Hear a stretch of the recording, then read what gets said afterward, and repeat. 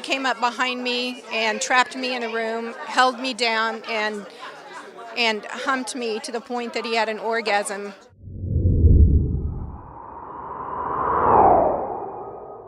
Why are you here today at the National Press Club? Well, I'm here, first of all, to demand the release of the list from the SLUSH fund that used taxpayer funds to cover up the sexual indiscretions by members of Congress or even members of the staff that the taxpayers paid for. Congress has known about sexual misconduct and other kinds of misconduct by its members for years and has doled out your money, taxpayer cash, to keep it quiet. A group called the Office of Compliance has handed out more than $15 million to settle 260 alleged cases of sexual harassment, gender discrimination, and other wrongdoing by members of Congress. I have just one thing to say to all of you congressmen and all of you senators. We pay you. You owe us. You owe us answers. How did that fund start? Who started it? Why is everybody covering for these people? Conservative leaders also just being apathetic. They're not here today. No, they basically patted us on the head and said, oh, girls, have a good conference, right? We're very busy. I am demanding that the Speaker of the House turn over the list to the American people.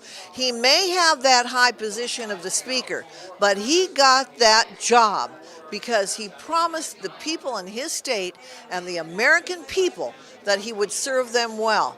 John Conyers, Captain Underwear, went around displaying his tighty-whities for all these female staffers. I mean, that is completely inappropriate behavior, and it needs to stop right now. We wanted to revisit a little bit of history. It started in the 1990s when Bill Clinton was actually impeached because of his sexual harassment involving some of these great women who are with us, Juanita Broderick and Kathleen Willey and Paula Jones. It's happening again in the United States Congress and in the United States Senate. Millennials probably don't know about all the allegations that have made against President Bill Clinton. Tell us a little bit more about your story. I had my first dream job. I was 19, I turned 20 at the time, right when I started at the station, and Bill Clinton was governor, and he approached me. He was married, and he had a brand new baby girl. I was sitting in a low back chair.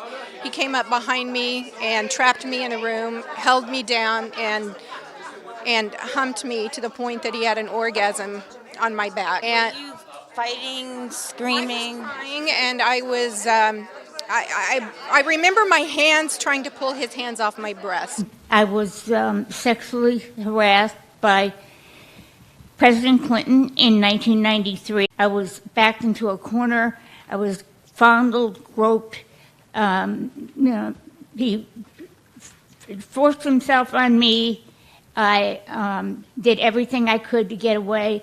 This affected my life for years, not only being harassed and ridiculed by the media, but wondering and tippy-toeing around with a governor who was directly in control of my business. What do you think about top Democrats like Nancy Pelosi defending Conyers and Franken while they call for Roy Moore to step down? Find zero tolerance. You said there's now a zero tolerance. Yes. John Conyers, what does that mean for him right now? Let's say in or out? We are strengthened by due process.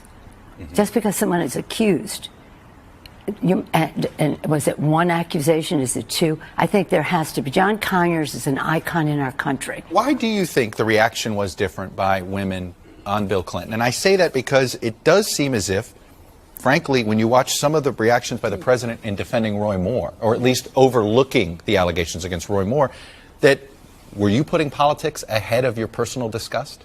No, but we're talking about a child molester. We're talking about a child molester. But President Clinton was accused of being a sexual predator. Well, and of even rape at one point by one. Even rape at one point by one. The Democrats have circled the wagons. They are clearly engaged in crisis fallout mode. Al Franken says that he's kind of sorry. He doesn't express what he's sorry for, and he's returned to work. He needs to go home. I'm going to go back in our Wayback Machine here. Here's you on Meet the Press asked specifically about allegations against President Clinton. Here's what you said back in 1998. Why the silence when there have been these allegations, serious ones, about President Clinton? Well, I'd like to say that I think that the women of America are speaking out about what they think about this whole situation. And the women of America are just like other Americans in that they value fairness, they value privacy, and do not want to see a person with uncontrolled power, uncontrolled time, unlimited money investigating the President of the United States. The concern that we had then was that they were impeaching the President of the United States, and for something that had nothing to do with the performance of his duties. We believe that President Trump has violated the Constitution, and we've introduced 5 articles of impeachment. We're wearing the pussy hats now. I never thought I'd be saying that, but we're wearing it because he has no right to be grabbing women's pussies. I don't think this should be a Democratic thing or a Republican thing. This should definitely be an individual victim thing. Where are you on Senator Franken? Well, I don't think that you can equate Senator Franken with Roy Moore. The American standard is not about right versus left. It's about right versus wrong. We have been belittled. Joy Behar has called us tramps. We've been called sluts. We've been called whores. We have been called every name under the sun. These people in the media that downed me years ago, that said she's lying and would ridicule me, that are coming forward now, it's only because the Clintons are losing their power. Every day it seems like there's another headline with another accusation of sexual harassment. I think people are a little bit wary of it and also a little skeptical because some of these claims are decades old, older than 30, 40 years old. What are your thoughts on that? Do you think some of these claims are politically motivated? I do. And I guess in a sense you could say mine was just to the fact that I didn't want that man and that woman in office. My particular case, you're looking at Bill Clinton, that was the Attorney General, and you say, why didn't you report this to the police? He was the police. Bill Clinton is a rapist, and Hillary Clinton is his enabler. And it was her secret police that terrorized me. Absolutely terrorized me for 2 years. Her secret police killed my pets. They were following me. They knew where I was. I caught people under my deck at 3 o'clock in the morning. The morning after my 60 Minutes interview, I opened my front door, and there was a human skull, an animal skull. Can you elaborate a little bit about how Hillary Clinton played a role in affecting your life? Hillary Clinton, approximately 2 to 3 weeks after the rape,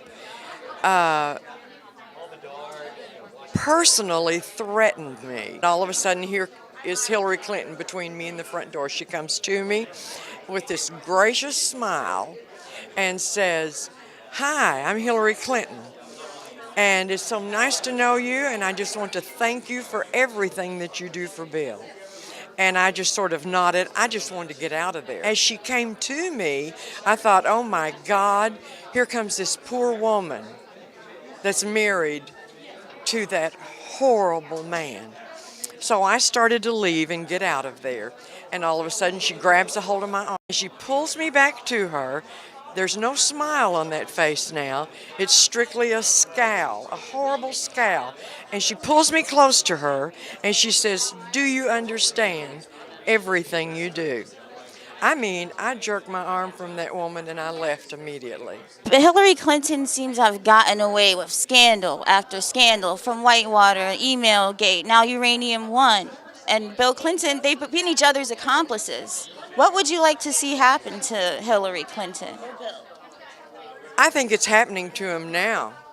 I think their loss of power that we're seeing right now is very important.